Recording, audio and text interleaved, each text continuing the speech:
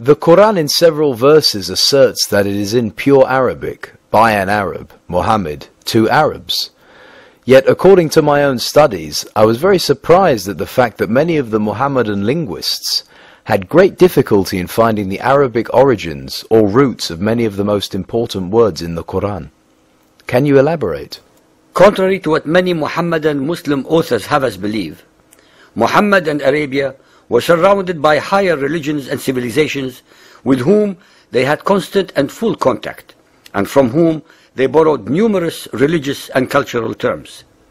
This fact was fully recognized by the earliest Muslim exegetes, who showed no hesitation in noting words as Christian, Iranian, or Jewish in origin, as were compiled by As-Suyuti in his Itqan, Al-Tabari, Al-Baghawi, Al-Razi, and many more.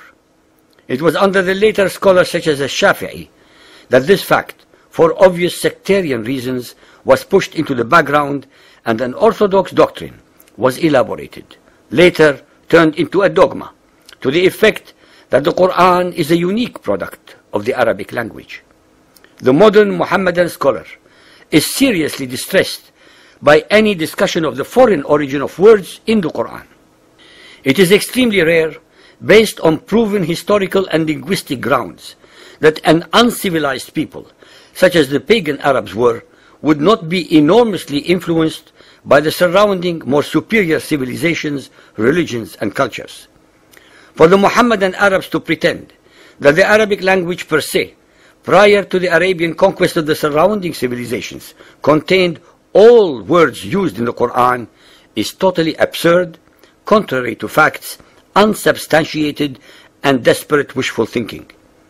It is invariably the more dominant powers or civilizations that impose their language upon the lesser ones, as actually happened initially by the Greeks, the Romans, and finally by the Arabs in their turn. Anyone dispassionately studying the Quran will realize that Muhammad drew his inspiration not from his own primitive pagan religious background, but most certainly from the vocabulary and religious terms of the great monotheistic religions that had already found root in the spiritual soil of Arabia, especially the Jews and Christians. It is extremely important to point out that there were very powerful Arabian Christian tribes who were dominant both in Syria and Iraq, and who wrote and spoke Syriac. Vocabulary of Syriac origin was already coming into use in Arabia long before Muhammad and his Quran. The court of Al-Hira in Iraq was a rendezvous of the poets and literature of the day. Many of the most prominent poets of pre-Islamic Arabia, such as Amr al-Qais, Mutalammis, and Abd bin Zayd, were Christians, and their poetry was naturally impregnated with Christian words and ideas.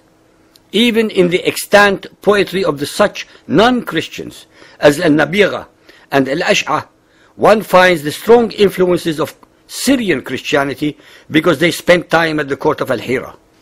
The Ahadith and the biography of Muhammad assert that he traveled to Syria, Al-Sham, both as a child and later as a merchant on behalf of his wife Khadija, who was not only a Hanif, but also associated with Christianity through her uncle Waraka bin Nawfal.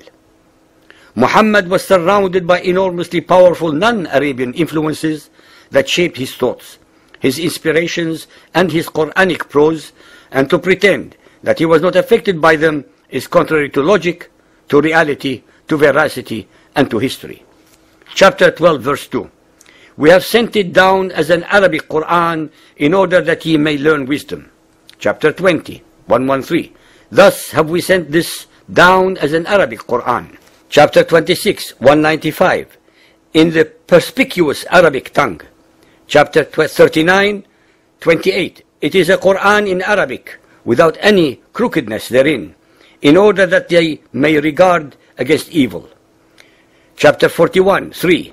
A book whereof the verses are explained in detail, a Quranic in Arabic for people to understand. According to the Ahadith, the Quran was revealed to Muhammad in 7 modes.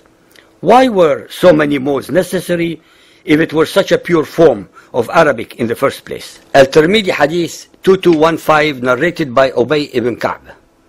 Ubay told of Allah's messenger meeting Gabriel and saying, I have been sent, Gabriel, to a people who are unlettered, among whom are old women and old men, boys and girls, and men who have never read a book? He replied, the Quran, Muhammad, has been sent down in 7 modes.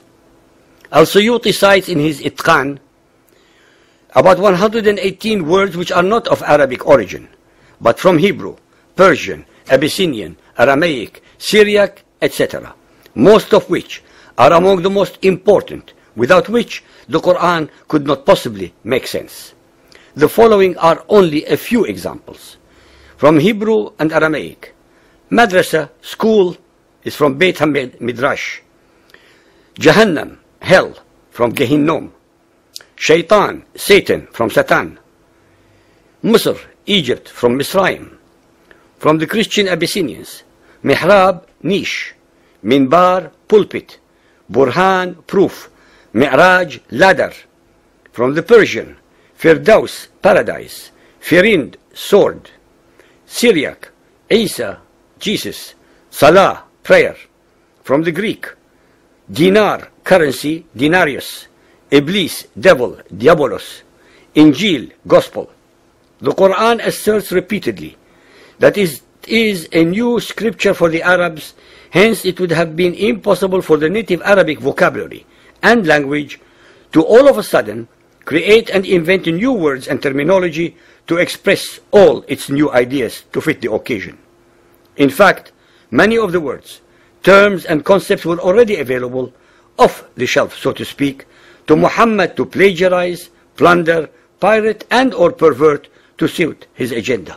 When one studies the subjects above, based upon the works of the Muhammadan exegetes, who had dealt with this very difficult but important matter, one will find out that they were themselves at a loss as to the roots of many of the words, especially since they were not linguists in the 4, 5, or 6 languages that the Quran had copied words from. They actually had the most meager philological resources at their disposal, so much so that Al-Suyuti and those who preceded him completely missed the fact that several of the words that they alleged to have been foreign were in fact Arabic in origin.